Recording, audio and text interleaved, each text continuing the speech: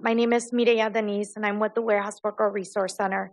My name is Melissa Ojeda, and I'm a former Amazon worker, and I worked there for a year and a half. Now I'm a worker at the Warehouse Worker Resource Center. My name is Daniel Rivera.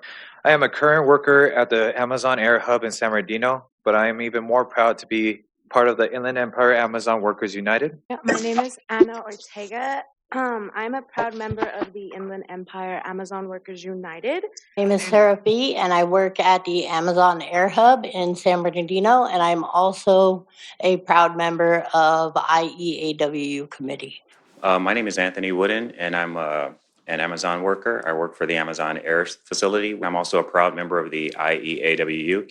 My name is Heath Lopez, and I'm a delivery driver for DAX 8. My name is Viviana Gonzalez. I am a shop steward for the Palmdale building. My name is Carlos Aulas-Porras. I'm a DX driver for Amazon. My name is Dwayne Garrett. I'm the president of Teamsters Local 542 here in San Diego. Our membership range from warehouse workers, such as Costco workers, to the UPS drivers that deliver your packages every day. In the Inland Empire region where we work, many warehouses lack air conditioning. Indoor temperatures in these facilities regularly equal or exceed the 80s and 90s throughout the year. Not surprisingly, we've seen instances of very serious heat illnesses, including heat stroke, in such workplaces over the years. When I was there was no balance between production and rest, even during the high heat. I went through this while I worked there, and workers still go through this every day as temperatures get higher. Over the past year, I've suffered multiple symptoms such as nosebleeds because of heat illnesses. The dryness, high temperatures, mixed with high production and stress is a dangerous combination. A regular workday for myself and for many of my coworkers includes sweating all day, the moment we walk in to the moment we walk out. I've personally experienced headaches, nausea, lightheadedness, and nosebleeds because of how hot I get when I'm in my workplace conducting the physical demanding duties of my 10-hour work shifts. We are in constant motion. Throughout the day, my shirt is soaked in sweat 3 to 4 times. I have felt heat illness myself. I have been nauseous, dizzy. It's intense work. We're dealing with tens of thousands of pounds of freight.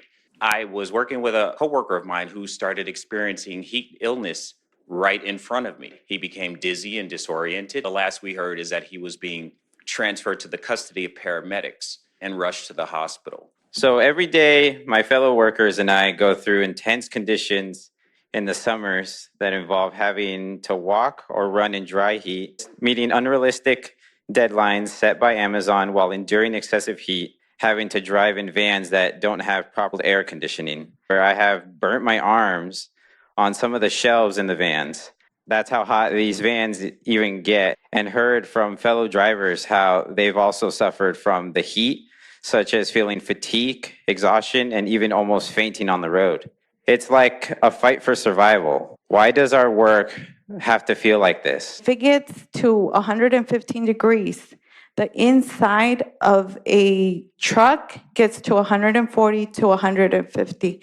That's like in a sauna. So just imagine unloading a trailer for 2 hours and a half or maybe 3, because the company says that you're allowed to take a break after 2.5 hours.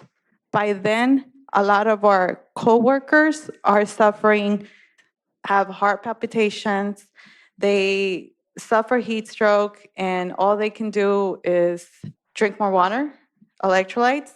We've had several drivers that have had heat strokes and suffer from heat exhaustion. There's no AC in the trucks.